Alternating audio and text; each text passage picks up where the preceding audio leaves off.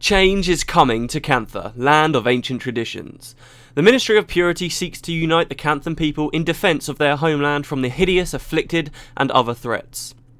But change can be difficult.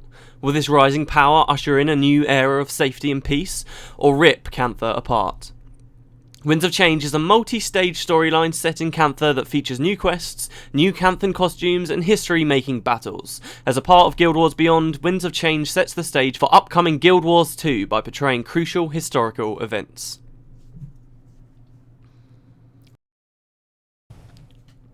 Wow, here we go. Hi guys, and welcome back to Cantha. Yeah, finally we're going to start the Winds of Change. So we've been going through a lot of the Guild Wars Beyond stuff. We've done the Warring Criter, we've done the Hearts of the North. They've still not announced what's going on after Winds of Change, but this is the latest content that's been added to Guild Wars. I think this was the first bit of content to be fully headed by John Stummy. It essentially came out in 3 massive updates, 3 big parts. For a while, actually, I thought part 3 only came out very, very recently, so for a while I thought we'd actually be able to let's play the last bit blind, but it's actually all out now. There's loads and loads of new stuff going on. In fact, if I just have a little look around Kyning Centre now, you can see there's loads of new... Mind you, I never really did an extensive look at the NPCs here. I showed you all the cool stuff here, but not all the NPCs. But there are a lot of new guys, like a fashion designer, there was a baker I just saw, there's, yeah, that guy over there. Loads of new NPCs around with new costumes and stuff like this. There's a lot going on. What I read out at the start of this episode will slowly be going... There's not actually that much information, considering how long the Winds of Change are. There's not that much information on the main website, especially not in comparison to the Warring Criter, or even Hearts of the North, really. That had a fair bit. I didn't read all of that out, though, because a lot of it was just kind of lovey-dovey stuff between Gwen and Thackeray. But anyway, there is stuff to read. We'll probably do more of that next episode, but for now, I kind of want to just hit the ground running with this, and I've already got the quest added, so give me a second to remove the quest. There we go. So to start the Winds of Change, what you want to do is come to this guy called Initiate Zayri. Actually, on the main website, if you were to learn about this content coming out from the main website, it does guide you straight to this guy. The only prerequisite to starting this is that you've actually completed factions before. You have to have defeated Shiro, and now we're kind of catapulted 9 years, 8 years, 9 years into the future, and we kind of learn about what's happened in Cantha since then, and we start to deal with the Afflicted. Because in the storyline of factions, actually, you're supposed to have destroyed all of the Afflicted. They're supposed to be dead and gone, but they just stayed around for ages. So actually what happens here in Guild Wars Beyond is you finally get to kill them and destroy them completely, which is really, really cool. I'll talk about that as we go through. So we'll just speak to Zayri and get started, because these tend to be long quests with not much to talk about. So instead of doing long intros, I'll try and spread it all out as we go through. So we are also doing this in hard mode. I'll talk about that as well in a bit. So, are you by any chance? No, it is you. This is well and truly an honour, says this person, Zayri. I did not think I would get the chance to meet one of the heroes responsible for Shiro Togachi's defeat. Cantha owes you a debt of gratitude for what you've done. Since the fall of the Betrayer, Cantha's continued the fight to protect itself. The Ministry of Purity was formed to empower the people, that we might stand together as a stronger whole, to keep our homes and loved ones safe. Countless lives were lost to the afflicted plague, and that is a horror we must never allow to happen again.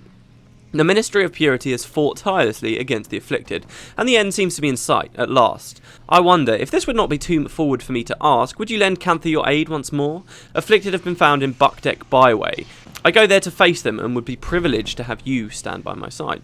So, as with any, I really think this is something important. If any big adventure should always start off with something seemingly small. So yeah, we're just going to go kill a few afflicted around here. Very well, it's time to see this through. Also, a lot of the decline dialogues, I've had a lot of requests for this, to read them all out, because some of them can be quite hilarious, and I do agree. So this is, I've dealt with Shiro, the afflicted are your problem now. And given how long this is, I bet quite a few of you have probably been tempted to say that, because it is very long content. The rewards, I quite like them, but some people don't like them so much. We'll see how it goes, whether it's worth it. You can decide that yourself later. But yeah, so very well, it's time to see this through. Let's do it. So really, I'll just say it straight away, okay? A lot of this first part of Winds of Change is very slow, very repetitive. It's just killing monsters that you've known have existed in the game world for a very long time already, and the one redeeming part of it is, you know, it's the last time you're killing them. So we're killing afflicted, and when they die, when that group of afflicted dies, it will permanently change the explorable area so that those afflicted never spawn there anymore, which is really, really cool. And when I first played Winds of Change, it was repetitive. It did feel like you were slogging through so many afflicted, because you pretty much have to kill all the afflicted that spawn in Cantha, right? So it's a lot. Okay, this is what the kind of thing we're dealing with here. But after a while, it got tedious, and then it started to feel like, yeah, it's tedious, but this is hard work, and it's paying off. I never have to fight the Afflicted anymore.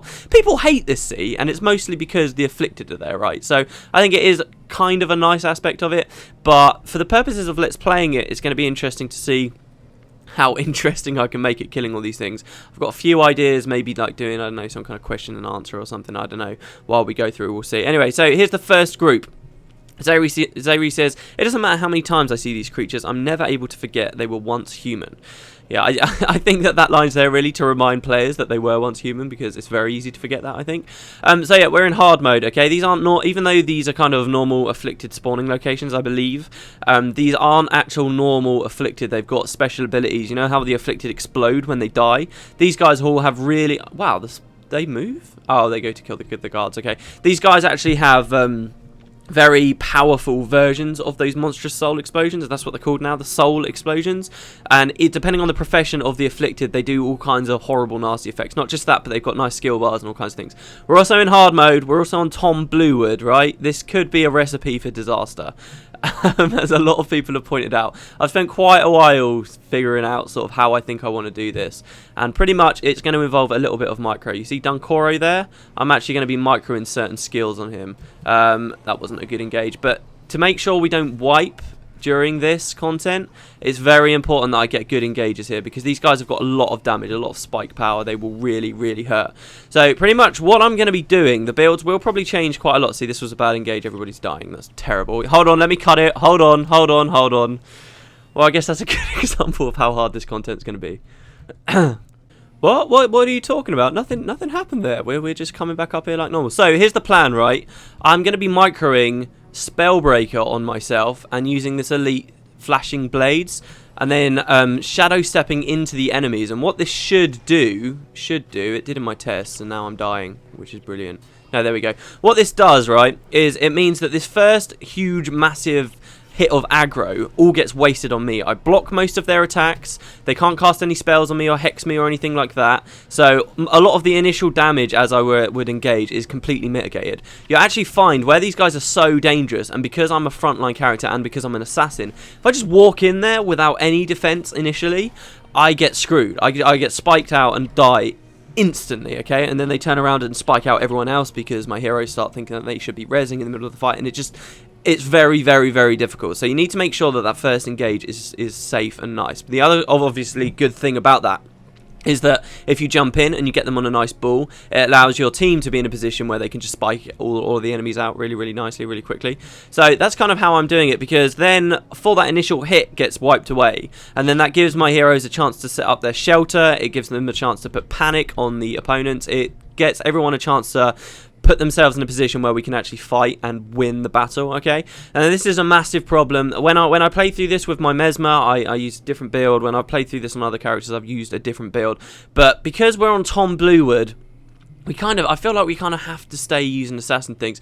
It's been hard for me to figure out what build to use here, because to be honest, I mean, I was tempted to use Shadow Form, but then I thought that would be a little bit cheap, because Shadow Form essentially will do what you're seeing here, right? It will stop them being able to cast spells on me and help me out in the first instance. I've been trying all kinds of different things. I was thinking of playing a range build. You remember we were talking about doing a range build a while ago, like using a Paragon or something. Not using a Paragon, sorry, using like a Spear build. I tried using Critical Barrage, but it just did no damage. This has got some shutdown in it as well, because we've got Brawling Headbutt. I've tried lots of different things. I've also tried going to Discord way, which, to be honest with you, most of the time through this Let's Play, we've just been kind of winging it, right? We did that kind of interesting thing there in Nightfall, where we did some weird stuff going on with the heroes. You just sort of wouldn't have any henchmen, and you'd have the heroes as you got them. We did all kinds of weird stuff like that. But then we kind of did the Underworld, and we got the Underworld build, and that's really all we've been using as we've been going through.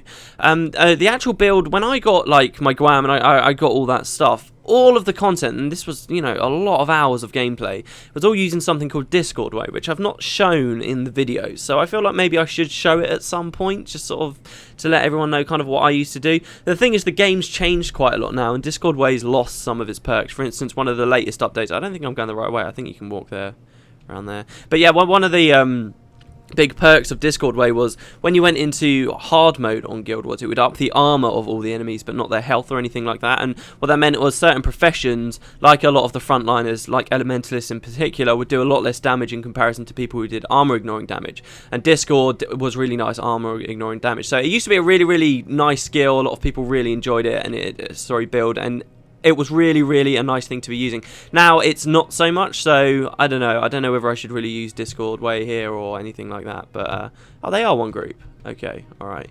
See, this is the other thing with Winds of Change. I have to actually think about what I'm doing in the fights now. I need to make sure that I initiate these guys just right. Anyway, sorry, Zayri says he said two things actually. He says, imagine how terrifying it must have been for them, slowly losing themselves to something so twisted. No one should have to leave this world in that way. Well, yeah, this is kind of the stuff we learn about in zombie films, right? And he says, some part of me looks at the afflicted and wonders, who were they before? What must their lives have been like? Okay, so I guess we're supposed to be thinking about this. These are people, these are actual Canthers. Don't forget, this is like 8 years in the future, so they've been afflicted for, presumably... Wait, Dunkoro, I just told you to put Strength of Honor on me. There we go. So presumably they've been afflicted for a while. I mean, they might have just become afflicted, but really I get the feeling that the... Oh no, I'd cast Flashing Blade. I get the feeling that the plague had kind of left them somewhat by this point.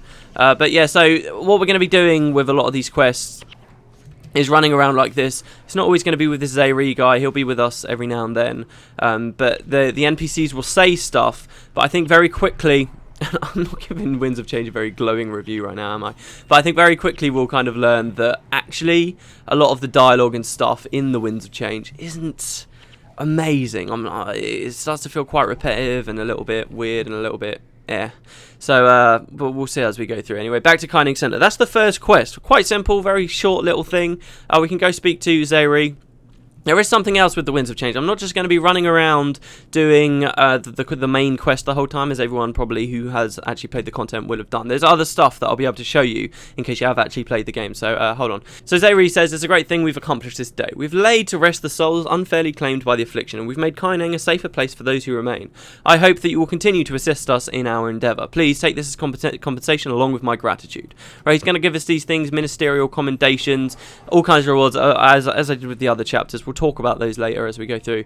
But yeah, there are these other things that we're going to be doing as we go through this. I'm not just going to do the main quest. There are actually a lot of, I want to say hidden. I always want to say hidden with Guild Wars. I'm not so sure that I could say hidden, but spattered around all of the city, all of Cantha in fact, all around here, in places that the main quest wouldn't take you to. You can find dialogue between NPCs, quite similar to what we were seeing in the War in Kryta. And they'll give you a lot more information and hints and weird things to come, and they'll talk about this whole storyline of something that happened a long time ago at the temple, Tanakai Temple, sorry. There's a really kind of cool subplot going on here that really comes to the forefront in the later chapters of the Winds of Change. But we'll be looking at those, so I don't know, maybe I'll open each episode with one of those, and then we'll go and do one of the main quests or something like that. They are genuinely quite interesting. I've read them all before because I've read them on the wiki. I've not actually visited all of the locations before, but we'll be able to do that in this Let's Play. So yeah, quite a short intro episode, guys. I've got a lot of stuff I really want to film today because, as you know, I've been away for a week. I'll probably, I don't know, I might do an update video. I don't know. In any case, I hope you guys enjoy Winds of Change. I hope I enjoy it. Like I say, it might be a bit of a weird one because it's very hard. I don't know how the commentary will go, and a lot of it's just sort of slogging through enemies. So it might be a lot of post-commentary. In which case, yeah, I might start talking about Guild Wars 2 stuff. I don't know. Let me know what you think, guys. And yeah, it's good to be back. I will see you guys next time. And that will be tomorrow. Guarantee it.